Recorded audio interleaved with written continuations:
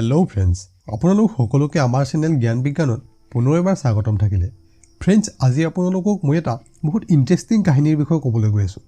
আৰু এইটো কাহিনীৰ পৰা আমি এইটো জানিবলৈ চেষ্টা কৰিম যে ভাল মানুহৰ লগত সদায় বেয়া কিয় হয় আৰু ইয়াৰ সমাধান কি, আৰু যেতিয়া আমি কিবা নহয় কিবা এনেকুৱা সমস্যাত ভুগিব লগা হয় তেতিয়া আমি কি কৰিব লাগে। এইটো কথা মই আপোনালোকক এইটো ভিডিঅ'ত ক'বলৈ গৈ আছোঁ।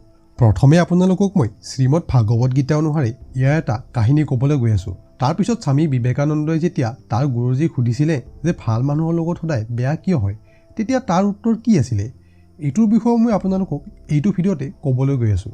আৰু ফ্ৰেণ্ডছ, আপোনালোকে এইটো কথা নিশ্চয় জানা যে জ্ঞান বিজ্ঞানটো এটা এনেকুৱা চেনেল যিটো বেছিভাগ এনেকুৱা মানুহে চায় যিবিলাকে নতুন নতুন কথা শিকিব বিচাৰে আৰু নিজকে সকলোতকৈ এজন ভাল মানুহ বনাবলৈ যত্ন কৰে। তো ফ্ৰেণ্ডছ, যদি আপোনালোকে আগলৈ আহি থকা কিছুমান এনেকুৱা ভিডিঅ' চাই থাকিব বিচাৰে তেনেহ'লে আমাৰ চেনেলটো ছাবস্ক্ৰাইব কৰিবলৈ নাপাহৰিব। ফ্ৰেণ্ডছ, আমি যেতিয়া কিবা সমস্যাত ভুগি থাকোঁ তেতিয়া আমাৰ এনেকুৱা লাগে যে মোৰ লগতে সদায় এনেকুৱা কিয় হয়নো বাৰু, মই ইমানে দুৰ্ভাগ্যশালী কিয়, অৰ্থাৎ আমি এই সকলোবিলাকৰ কাৰণে নিজকে সদায় দোষী বুলি ভাবোঁ আৰু আমাৰ ভগৱানৰ ওপৰত আৰু নিজৰ ওপৰতে খং উঠিবলৈ ধৰে যে মোৰ লগতে সদায় এনেকুৱা কিয় হয়নো বাৰু। তো আজি এইটো কাহিনী শুনাৰ পিছত আপোনালোকৰ আৰু মনলৈ কেতিয়াও এনেকুৱা ভাৱ নাহিব। তো বলক কাহিনীটো আৰম্ভ কৰা যাওক। ফ্ৰেণ্ডছ, এখন গাঁৱত এবাৰ এজন বেপাৰী আছিলে।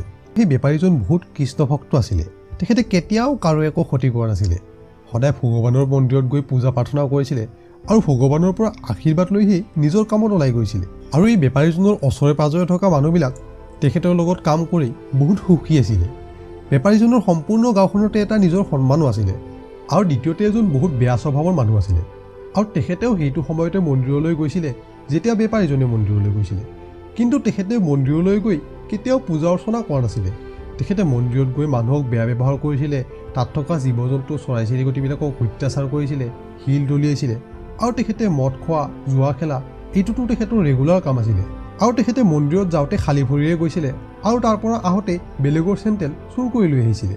আৰু এদিনাখন বহুত ডাঙৰ বৰষুণ আহিছিলে আৰু সেইদিনাখন মন্দিৰত কোনো মানুহ নাছিলে।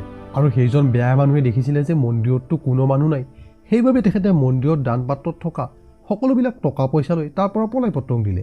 আৰু তাত কিছু সময় পিছতে বেপাৰীজনেও মন্দিৰলৈ আহিছিলে আৰু সেই চোৰৰ বদনামটো বেপাৰীজনৰ তাত পৰিছিলে।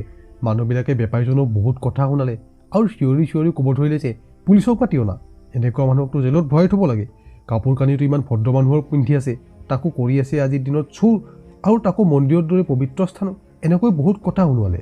আৰু বেপাৰীজনে বহুত কাকতি মিনতি কৰাৰ পিছত তাৰ পৰা বাহিৰলৈ ওলাই আহিলে। আৰু যেতিয়াই বেপাৰীজনে তাৰ পৰা ওলাই কিছু দূৰ পাইছিলে তাৰপিছত এখন গাড়ী আহি বেপাৰীজনক খুন্দিয়াই থৈ গৈছিলে। আৰু তেতিয়াই বেপাৰীজনে তাত পৰি গৈছিলে আৰু কিছু কিছু ঠাইত দুখো পাইছিলে। কিন্তু বেপাৰীজনক খুন্দিয়াই থৈ যোৱা গাড়ীখনৰ পৰা এখন বেগ ওলাই পৰিছিলে, যিটো কথা গাড়ীৰ ড্ৰাইভাৰজন গম পায়ো বেপাৰীজনৰ কিবা হোৱা বুলি ভয়তে বেগখন নুঠোৱাকৈ গৈছিলে, কাৰণ ড্ৰাইভাৰজন তাৰ পৰা পলাব বিচাৰিছিলে, কাৰণ ভুলটো তেখেতৰে আছিলে। আৰু এই সকলোবিলাক দৃশ্য সেই বেয়া মানুহজনে দেখি আছিলে। আৰু তেখেতে সেইদিনাখন বহুত মদ খাই নিচা কৰিও আছিলে। আৰু তেখেতে সেই বেগখন তাত পৰি যোৱা দেখি লগে লগে তাৰ পৰা বেগখন উঠাই লৈছিলে। আৰু যেতিয়া সি সেই বেগখন খুলি চাইছিলে তেখেতৰ আনন্দৰ সীমা নোহোৱা হৈছিলে, কাৰণ সেইখন বেগ টকাৰে পৰিপূৰ্ণ আছিলে। আৰু তেখেতে আনন্দতে চিঞৰিবলৈ ধৰিলে যে আৰে বাহ, আজিতো মই একেবাৰে মালামাল হৈ গ'লোঁ, প্ৰথমে ৰাতিপুৱা মন্দিৰৰ পৰা টকা আনিলোঁ আৰু এতিয়া এইখন মই টকাৰে ভৰা বেগ পালোঁ, মোৰতো ভাগ্যৰ খোল খাই গ'ল। আৰু এই সকলোবিলাক দেখি বেপাৰীজনে সকলো কথা গম পাই গ'লে আৰু বেপাৰীজনে তাক একো নকৰাকৈ তাৰ পৰা ঘৰলৈ উভতি গ'ল। বেপাৰীজনে ঘৰত গৈ খঙতে তাৰ ঘৰত থকা সকলোবিলাক ভগৱানৰ ফটো উঠাই পেলাই দিলে আৰু খঙতে এটা ল'ৰা ছোৱালী আৰু ঘনীয়েকক মাতি আনি ক'লে যে খবৰদাৰ, আজিৰ পৰা আৰু এইখন ঘৰত কেতিয়াও ভগৱানৰ পূজা অৰ্চনা একো নকৰিবা আৰু ভুলতো ভগৱানৰ নাম নল'বা মুখেৰে। আৰু ক'লে যে এই পৃথিৱীত কোনো ভগৱান নাই, সকলোবিলাক পাপী মানুহেৰে ভৰপূৰ আৰু ভগৱান নামৰ কোনো বস্তু নাই পৃথিৱীত।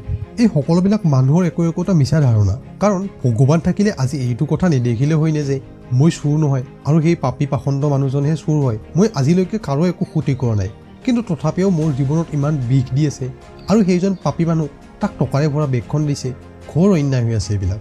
আৰু এনেকৈ বেপাৰীজনৰ মন ভাঙি গৈছিলে আৰু ৰাতি একো নোখোৱাকৈ তেখেতে চফাতে শুই গৈছিলে আৰু এনেকৈয়ে তাত টোপনি আহি গৈছিলে। তাৰপিছত ভগৱান তাৰ সপোনত দৰ্শন দিলে আৰু ক'লে যে তুমি জানানে, আজি তোমাৰ জীৱনৰ শেষ দিন আছিলে আৰু আজিয়ে তোমাৰ মৃত্যু হ'ব লগা আছিলে, কাৰণ তুমিও ইয়াৰ আগৰ জন্মত এজন নিৰ্দোষী ভাল মানুহক এনেকৈ গাড়ীৰে খুন্দিয়াই মাৰিছিলা আৰু সেইটো মৃত্যুৰ পাপৰ কাৰণে আজি তোমাৰো মৃত্যু হ'ব লগা আছিলে। আৰু সেই নিজ ব্যক্তিজনৰ পিছৰ জন্মৰ ভাল কৰ্মৰ ফলত তেখেতে বহুত টকা পইচাৰ গৰাকী হ'ব লগা আছিলে, কিন্তু তাৰ এইটো জন্মৰ বেয়া কৰ্মৰ ফলত তেখেতে মাত্ৰ অলপ কিছু টকাহে ভোগ কৰিব পাৰিলে। আৰু তুমি এইটো জন্মত কৰি যোৱা ভাল কৰ্মৰ ফলতে তুমি আজি মৃত্যুৰ পৰা হাত সাৰিব পাৰিলা। তো ফ্ৰেণ্ডছ, এইটো কাহিনীৰ পৰা আমি এইটো শিকিব পাৰিলোঁ যে আমাৰ জীৱনত যিমানেই দুখ কষ্ট নাপাওঁ কিয়, কিন্তু আমি পৰমাত্মাৰ ওপৰত বিশ্বাস কেতিয়াও কম কৰিব নালাগে। আৰু যদি আমি কিবা সমস্যাৰ সন্মুখীন হওঁ, তথাপিও আমি আমাৰ কৰ্ম ঠিকে কৰি যাব লাগে। তেতিয়াহ'লে আমাৰ লগত যিমান বেয়া হ'ব লগা আছিলে সিমান বেয়া অন্ততঃ নহ'ব, কাৰণ আমাৰ কৰ্মই আমাৰ ভৱিষ্যত লিখে আৰু সেই কৰ্মৰ ফল আমি পাওঁ। আৰু স্বামী বিবেকানন্দই যেতিয়া এইটো প্ৰশ্ন তেখেতৰ গুৰু ৰামাকৃষ্ণ পৰমহংসক সুধিছিলে যে ভাল মানুহৰ লগত সদায় বেয়া কিয় হয়, তেতিয়া তেখেতে কৈছিলে যে হীৰাক খহনি নোখোৱাকৈ কেতিয়াও চিকমিকাব নোৱাৰে আৰু সোণাইও জুইৰ তাপ নপোৱাকৈ কেতিয়াও জিলিকিব নোৱাৰে। কাৰণ ভাল মানুহে কেতিয়াও দুখ ভুগিব লগা নহয়, সি অকল ভগৱানৰ তাত পৰীক্ষাহে দিব লগা হয়। আৰু এইটো জীৱনৰ এটা অভিজ্ঞতাহে মাথোন, যিটোৱে মানুহক ভালতকৈ ভাল বনাই দিয়ে। আৰু তাৰপিছত স্বামী বিবেকানন্দই এইটো সুধিছিলে যে আমি সকলো সময়তে মটিভেটেড কেনেকৈ থাকিব পাৰোঁ। তেতিয়া তাৰ গুৰুদেৱে কৈছিলে যে তুমি সদায় এইটো চাবা যে তুমি কিমান দূৰ আহিলা, আৰু এইটো নাচাবা যে তুমি কিমান দূৰ যাবলৈ আছে। আৰু ভগৱানে যিবিলাক বস্তু দিছে সেইবিলাকৰ ওপৰতহে চোৱা, এইবিলাক নাচাবা যে তোমাক কি দিয়া নাই। তো ফ্ৰেণ্ডছ, ভিডিঅ'টো নিশ্চয় ভাল লাগিছে আপোনালোকৰ। যদি ভাল লাগিছে ভিডিঅ'টো লাইক কৰিব আৰু আগত আহি থকা কিছুমান এনেকুৱা ভিডিঅ'ৰ কাৰণে চেনেলটো ছাবস্ক্ৰাইব কৰিবলৈ নাপাহৰিব।